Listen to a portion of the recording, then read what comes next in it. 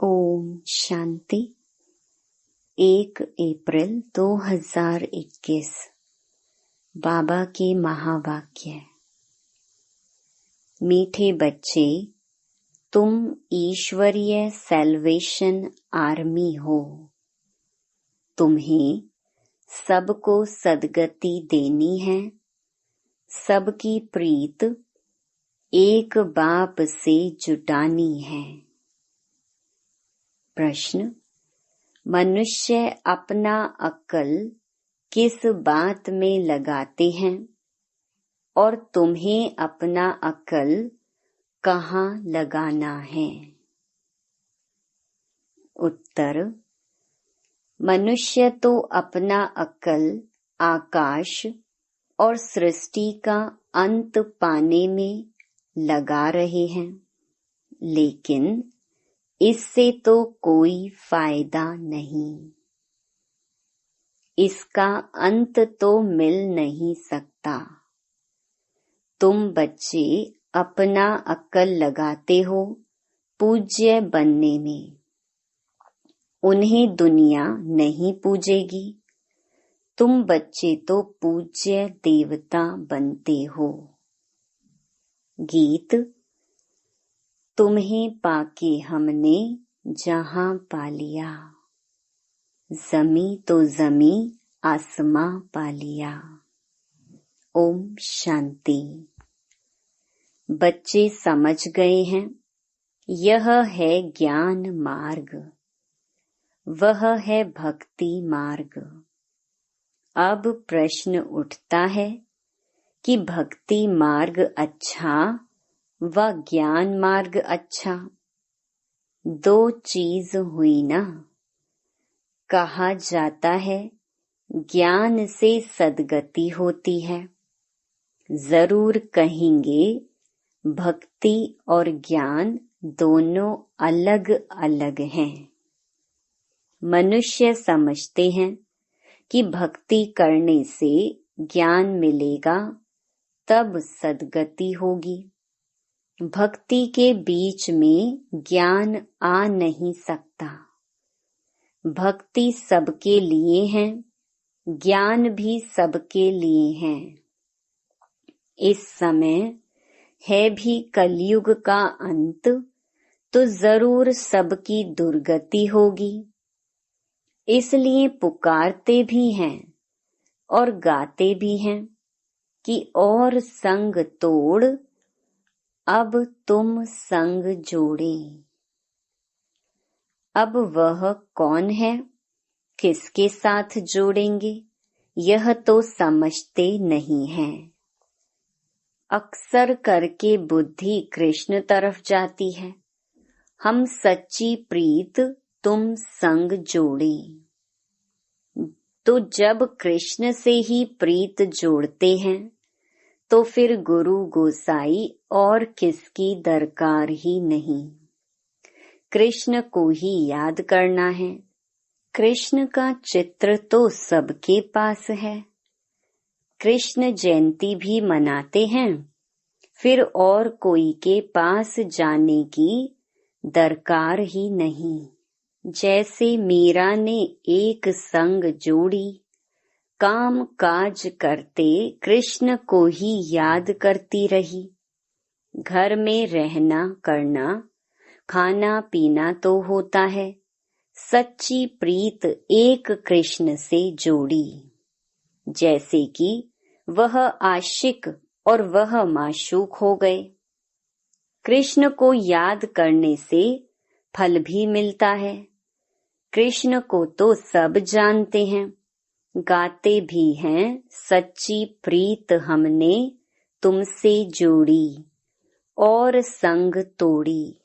अब ऊंचते ऊंच सच्चा तो परम पिता ही है। सबको वर्षा देने वाला एक ही बाप है। उसको कोई भी जानते नहीं है। भल कहते हैं परम पिता परमात्मा शिव, परंतु कब आते हैं यह नहीं जानते हैं। शिव जयंती होती है तो जरूर आते होंगे। कब कैसे आते, क्या आकर करते, किसको पता नहीं। कोई भी मनुष्य मात्र नहीं जानते कि सर्व की सद्गति करते हैं, परंतु कैसे करते हैं, सद्गति का अर्थ क्या है, कुछ भी नहीं समझते। शिव बाबा ने तो जरूर स्वर्ग की बादशाही दी होगी ना।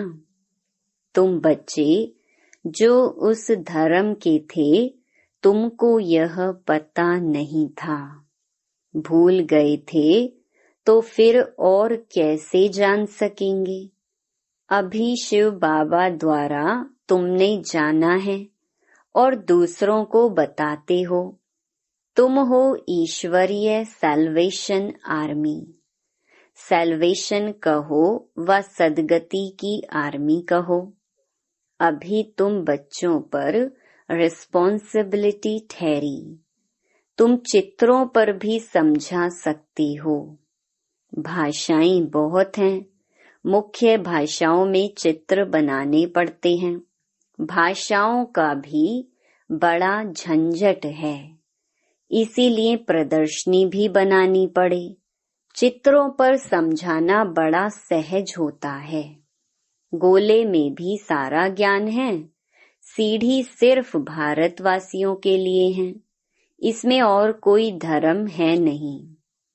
ऐसे थोड़े ही भारत तमो प्रधान बनता है तो और नहीं बनते हैं। तमो प्रधान तो सब बनते हैं, तो उन्हों के लिए भी होना चाहिए। यह सब बुद्धि में सर्विस के ख्याल आने चाहिए। दो बाप का राज भी समझाना है। वर्षा रचयिता से मिलता है। यह भी सब धर्म वाले जानते हैं कि लक्ष्मी नारायण भारत के पहले महाराजा महारानी थे, वा भगवान भगवती थे। अच्छा, उन्हों को यह स्वर्ग का राज्य कैसे मिला? जरूर भगवान द्वारा मिला। कैसे, कब मिला, यह किसको भी पता नहीं है। गीता में कृष्ण का नाम डाल फिर प्रलय दिखा दी है, रिजल्ट कुछ भी नहीं। यह तुम बच्चों को समझाना है। चित्र तो सब तरफ हैं, लक्ष्मी नारायण के चित्र भी होंगे, भले ड्रेस, फीचर्स आदि और होंगे। जिसको जो आया सो बैठ बनाया है। श्रीनाथ श्रीनाथिनी यह राधे कृष्ण है ना।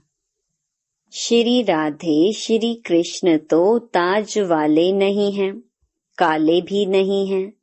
राजधानी लक्ष्मी नारायण की है, ना कि राधे कृष्ण की।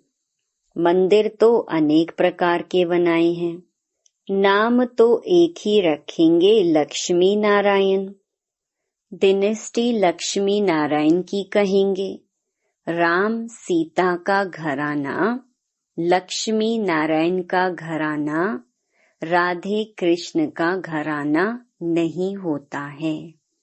यह बातें मनुष्यों के ख्याल में ही नहीं है।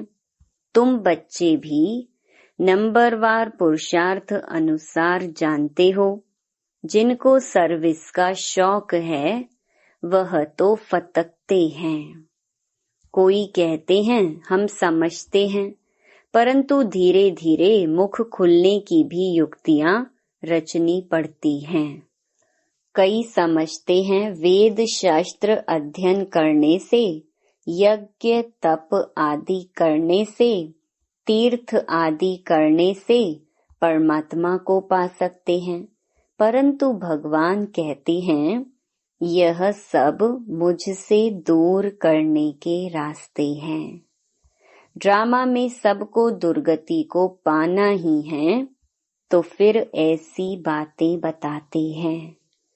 आगे हम भी कहते थे कि भगवान जैसे चोटी है, कोई कहाँ से भी जाए तो मनुष्यों ने अनेक प्रकार के रास्ते पकड़े हैं।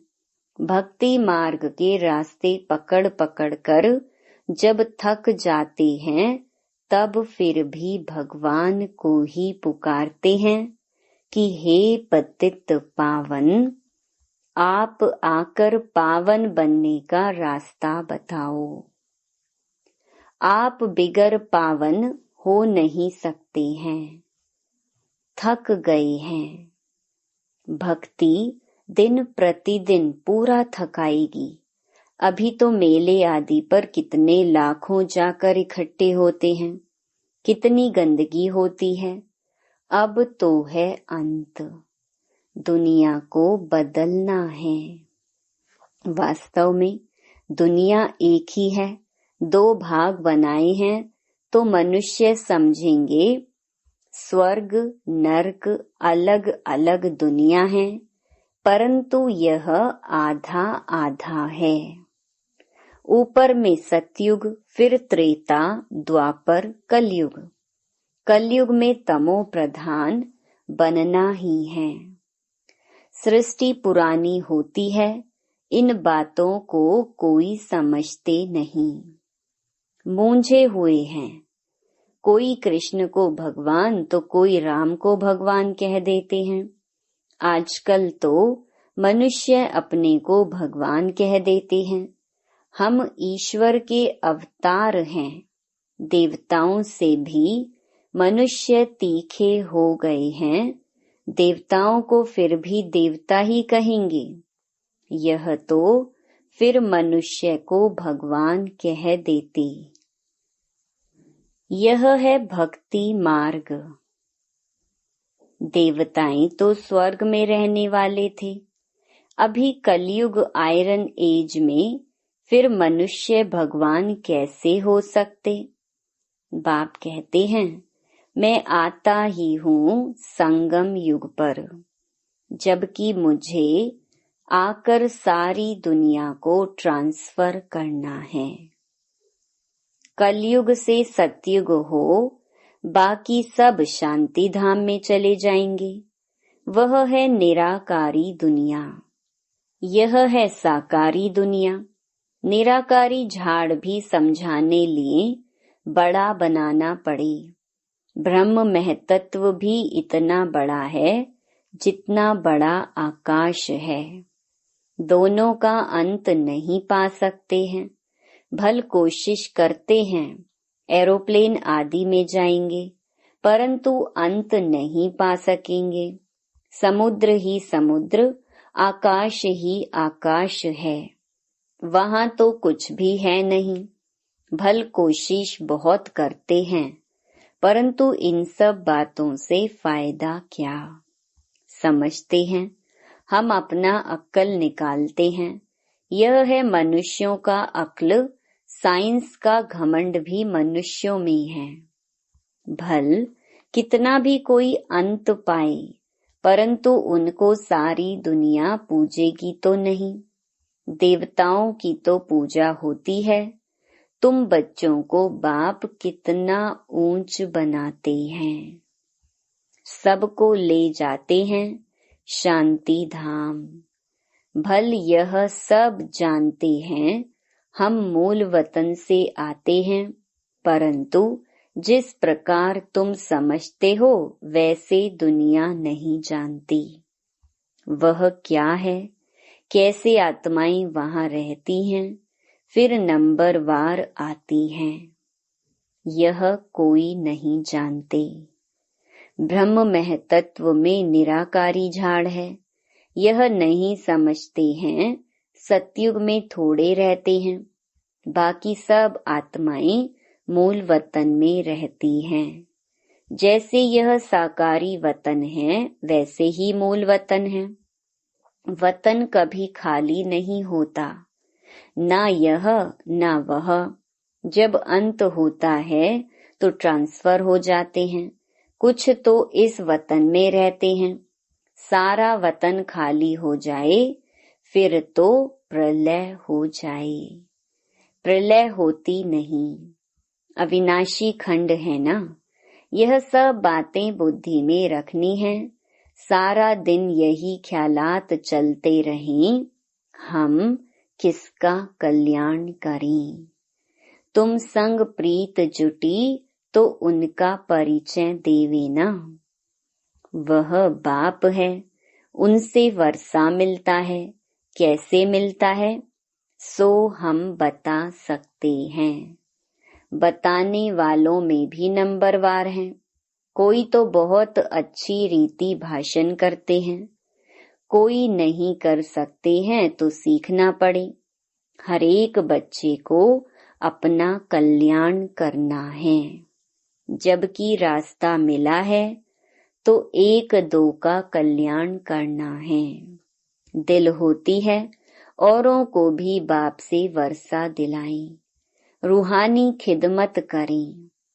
सब एक दो की सेवा करते हैं।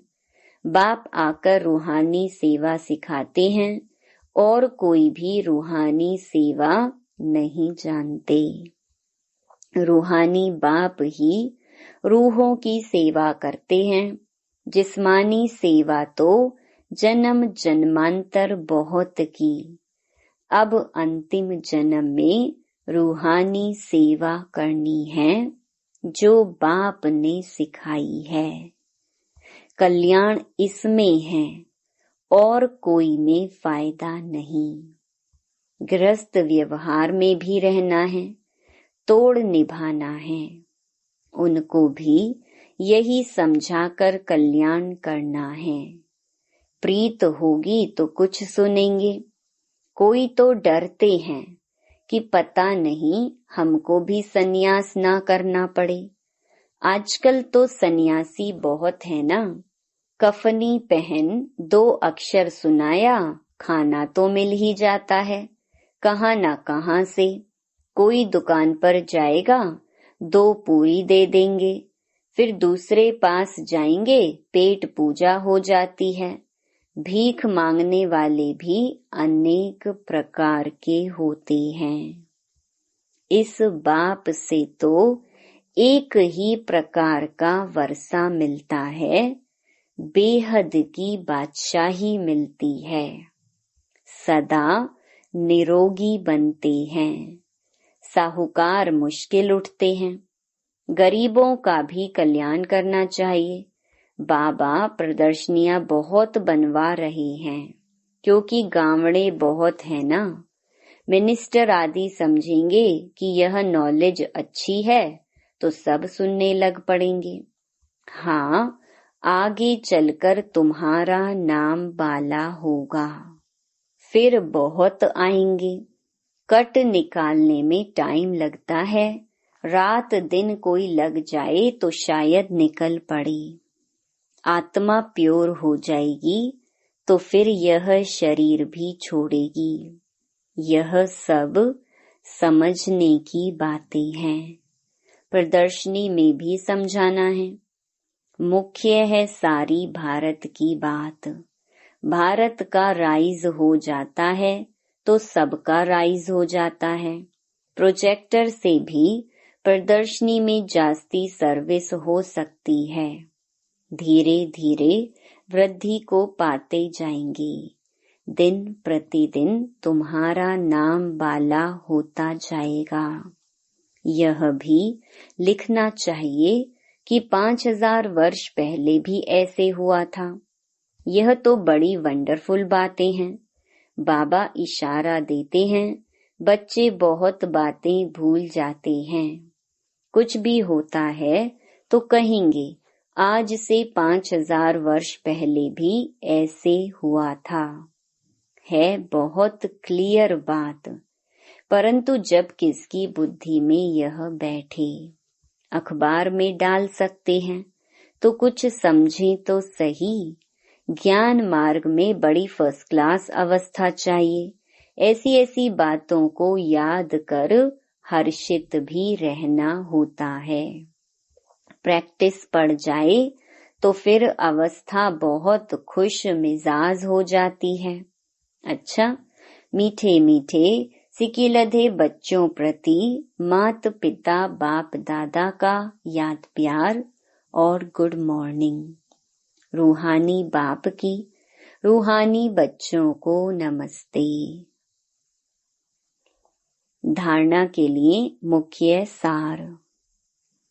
पहला, और सबसे बुद्धि की प्रीत तोड़ एक बाप से जोड़नी है और सबकी प्रीत एक बाप से जुड़ाने की सेवा करनी है। दूसरा, सच्चा सच्चा रूहानी खिदमतगार बनना है, अपना भी कल्याण करना है और दूसरों को भी रास्ता बताना है। अवस्था बहुत खुश मिजाज बनानी है। वरदान, एक बाप की स्मृति से सच्चे सुहाग का अनुभव करने वाले भाग्यवान आत्मा भव।